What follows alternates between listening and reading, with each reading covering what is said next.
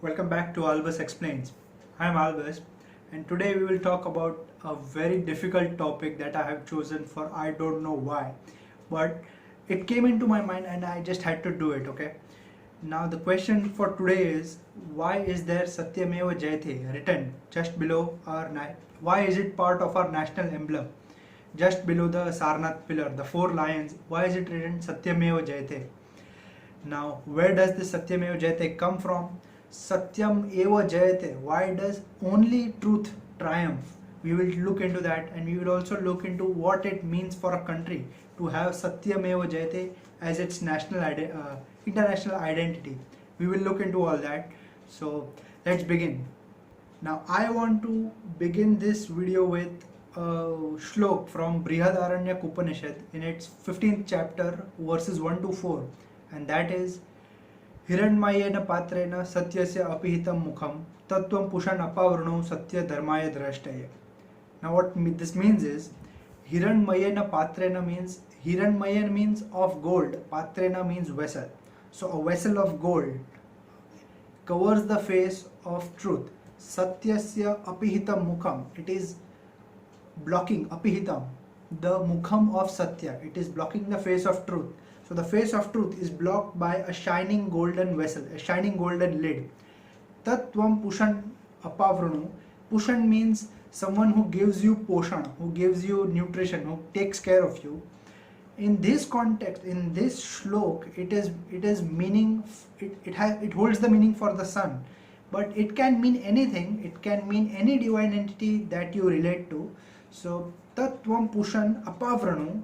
So O pushan, remove this lid from the face of truth, so that I can see. Satya Dharmaya Drashtaya. Drashtaya means drashti, to see. So I can see the Satya and I can see the truth. Now the cool thing about this particular shlok, which is an ancient shlok by the way, it is that it holds Satya and Dharma at the same pedestal. In fact, it implies that removing the cover in front of Satya shows you Dharma also. So Dharma and Satya are not separate, are not different from each other. So now how are Satya and Dharma not different from each other? Let's go deep into that. For a comparative study of Abrahamic and Dharmic religions, there are no Dharmic religions, because Dharma does not mean religion. Religion comes from a Latin word which means religare, which means to bind, to hold, to make it subservient, to make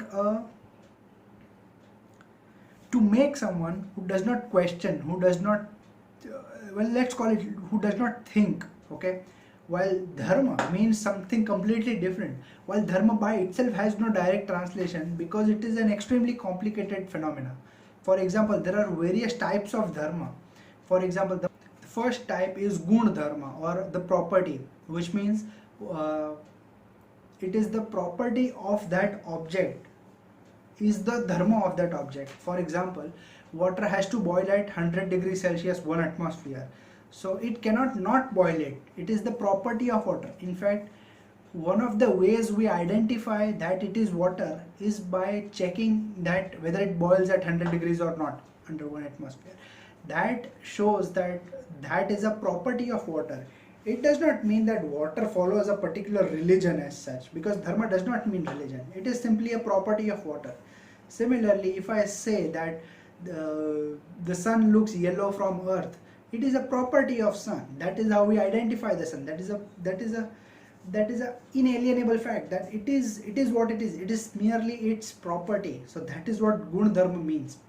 The other type of Dharma is duties, which for example, Raj Dharma. Now Raj Dharma is Dharma of a governing body, a body which takes care of people, it governs, is called Raj Dharma. That is why he is called Dharma Raj, because he is doing what his duty is as a king. That is one of the reasons why the war of Mahabharata was not a yudh, but it was a Dharma yudh, because it was meant for the sthapna of Dharma, for the settling of Dharma at that place. Now Rigveda also shows many types of Dharma. One of them is One of them is Yuga Dharma, which means the things that you have to do for the time that you are here, for the environment that you get. For example, there are many things that we cannot do today that were quite simply okay in ancient times. For example, wanton hunting, open hunting was extremely common all over the world, but it is not so now, except no one hunts in the cities as such. So if you suddenly start hunting in today's time, you will look, you are not following dharma. It would mean you are not following the Yuga Dharma. Okay, so you are not following the rules of this time period. So when we take this type of dharma and we pick it up and we try to make a new type of dharma, and we say that it has to work for you, it has to work for everyone else around you, it has to work for everyone else for a long sustained period of time, it also has to work for everyone on earth. Let's put one more parameter on it. It has to work now and forever and ever. So the word for forever and ever is Sanatan. It means unending. It never stops. It is always present. It's omnipresent. And for the word for it is Sanatan. So a dharma which when followed keeps on being followed forever is called Sanatan Dharma. So how does this come? Where does this dharma word come from? It is explained in the Rigveda. Dharma means someone who dhars you, who holds you, who keeps you in place, who keeps you unwavering, and that is dharma. Dharma holds you as tightly as you hold dharma itself. This is the reason why the axis of anything of earth is called dhari, because that is the point around which the earth revolves. That is the point. The axis of earth is called dhari. In maths, the x and the y axis, they are called dharis because those are the fundamental points around which the entire graph is built. So that is where the word dharma comes from. It etymologically means something to hold on to, which keeps you situated in a stable centralized position. Like the duties part I said, there are so many of them. There is Bandhu Dharma, there is Guru Dharma, there is Shishya Dharma, there is Stri Dharma, there is Purush Dharma. There are so many. For example, for Shishya Dharma, if a student pays attention, listens to his teachers, takes care of his studies properly, works hard, does not follow material gains, and does things like this, does his work properly, then he is following the dharma of a good shishya. That makes him a dharma shishya. That is what makes him that is what defines him. That is what makes him a shishya if he is doing the things that he is doing. So that is how. So what this means is that he is being a true shishya. Okay, a untrue shishya, a adharmi shishya would mean someone who is not following these duties, and hence he cannot even be properly called a shishya if he is not doing the things of a shishya. So if he is doing things of a shishya, he is called. So here it's not even merely duties, it is defining. Just like we identified water on its boiling temperature because that was its gun dharma, we identify a student if he follows the dharma of a shishya. If he follows shishya dharma, then he is a shishya. If not, he is doing a dharma. He is not following his dharma. This also gives us the definition of truth here using dharma. So if someone's acharan, if someone's actions are true, then he is following dharma. So dharma is a part of truth. It forms the link of that chain. Dharma is Satya. If your actions are true, by which I mean you are following your dharma, your actions are true. Your actions are Satya. So that is how we can relate that truth is Satya. Satya is Dharma. That is why we have, when we take the lid off of the face of truth, we can also see Dharma there, because Dharma and Satya are the same thing. Now this becomes too philosophical, but but I'm not. I will give it its due. But the thing is, let's bring it to reality. Let's bring it down to earth. Let's let's make it practicable. Okay. Now, any country falls on a political spectrum. Okay. Okay. Let me explain to you what a political spectrum is. Imagine a scale, a straight scale, and in the center there are centrists. Now it's an ideal position, no one is actually at the center, they are either to the left or the right of that center. But if you keep on moving towards the right, then the politics of that country, they become conservative. You take one more step from conservative, you become monarchical. Monarchical means essentially rule of single person, but still with checks and balances. There are many other systems in place other than that single monarchy, but that monarchy exists. If you take one step further from conservatism, after that comes monarchism, after that comes Nazism. Now Nazism is pretty much a single person's rule, and that single person's rule is dictated all over the country. But the thing is, even in Nazism there is a system in place. The bad thing of Nazism is it excludes anyone else who is not a Nazi. For example, if in a country there are 60% Nazis and the rest of 40% are not Nazis, then that 60% will absolutely detest that 40%.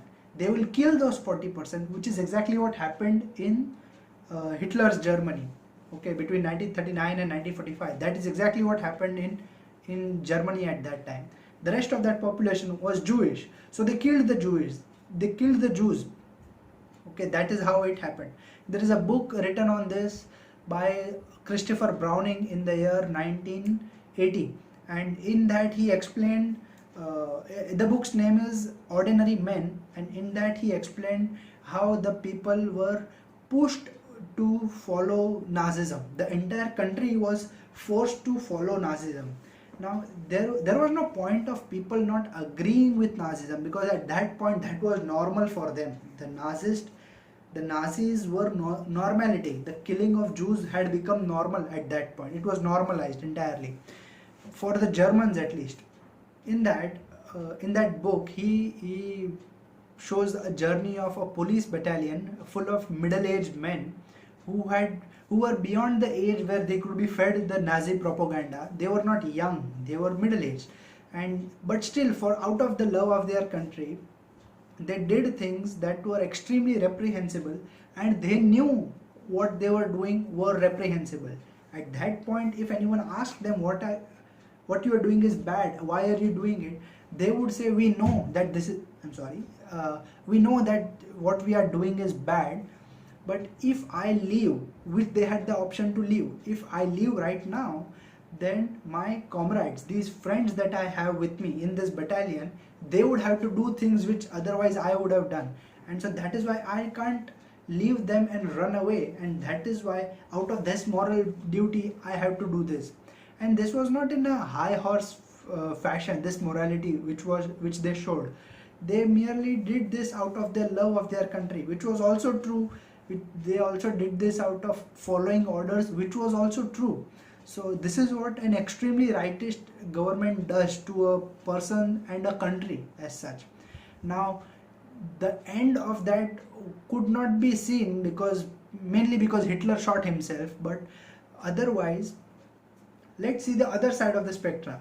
When the country goes extremely left, as it did in Stalin's Russia, it had become so left that they took the teachings of Marx to such an extreme that everything would be owned by the government and it would be distributed to the people equally. But it cut everyone into either in classes which were based on competence and not power, but they were cut in shapes of power so that Stalin could use power to take over them. Okay, this is complicated stuff, I know, but the basic gist of communism is basically the government owns everything, they take it and they distribute it to everyone equally. Okay, and irrespective of whether they need it or not, whether that what they have given is enough for that person or not, where they are. It does not matter to the government. They just distribute things equally. But the problem with this is people are not exactly equal. They vary in many forms and not in many. But this blind equity had gone to such an extent that common citizens, innocents who would criticize the government for even a word, even a sentence, they were arrested in the middle of the night and they were taken to gulags. Gulag is the jail of Soviet Russia. Now, because they had decided to arrest the common people, and there are obviously so many common people, there were many gulags in the whole country. The whole country's map was peppered with gulags all over. It looked as if it was a chain of islands over the Sea of Russia. There is a book written on this by a person called Solzhenitsyn, who was in one of those gulags in the year 1970, who wrote about this extremely left brutality to the common people. Like, the leftism is based on love for the people, while their love was fake. It was not true. It was hurting the common people more than any of their predecessors. All the czars never did this. Vlad didn't do this except Stalin and Lenin. They did this. And by the way, Solzhenitsyn got Nobel Prize for writing this book. The book's name is Gulag Archipelago, and Solzhenitsyn got the Nobel Prize for writing this book. And the popularity of this book was one of the reasons that brought down Soviet Russia. So, an extremely left government, an extremely left totalitarian government was brought down by a single person speaking the truth. Now, the thing is, if you take a system and you go extremely right, you reach a point where it is totalitarianism. If you start from the center and you go extremely left, again you reach totalitarianism. So what I believe is, the political spectrum is not a straight line, rather it's a circle.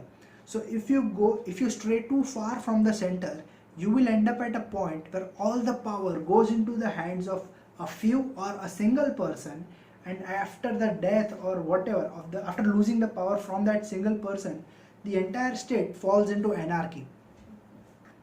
To stop that from happening, from the perspective of a government, a centrist government, if it goes too right, simply following your dharma, speaking the truth, brings it back to the center. If a government goes too left, one person speaking the truth in face of overwhelming odds and tyranny, it brings it back to the center.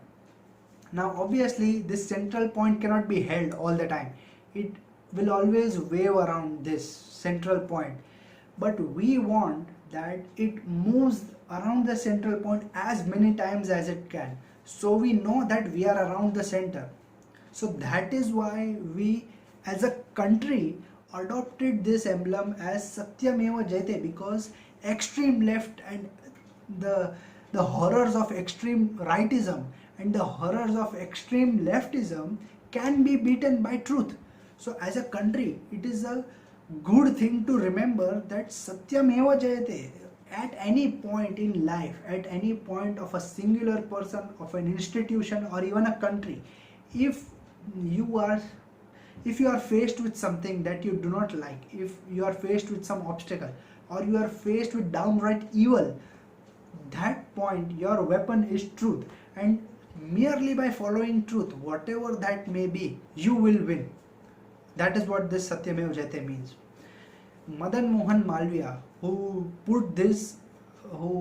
made Satyameva Jayate as a national slogan in the year 1918, took Satyameva Jayate from Mundak Upanishad, which was first spoken by Angiras Rishi 5,000 years ago. Now, Mundak Upanishad is cool because Mundak Upanishad was written for ascetics who were going to become sannyasis for the rest of their life. The Mundak in the Mundak Upanishad refers to the mundan that they do. They remove all the hair, and that mundan, the people who were about to become sannyasis, those people, the first line that they would read or the first line they would hear from their teacher would be Satyameva Jayate. So Pandit Madan Mohan Malviya, who was the founder of Banaras Hindu University, he took that when he was the president of Congress in the year 1918. He took that and he put that as a national slogan, and that is how it is a good thing to remind the country that Satyameva Jayate, and that is how that came into our current system.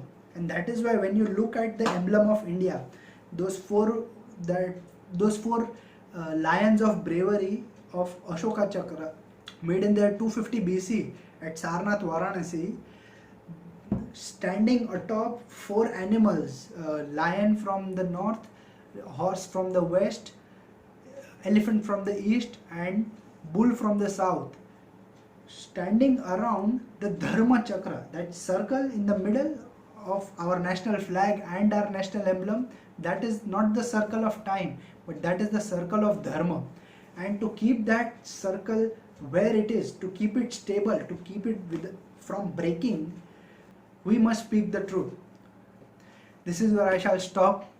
Thank you for listening, and like, share and subscribe if you liked what I did. If you want more of this, please tell me. I will not know if you don't tell me.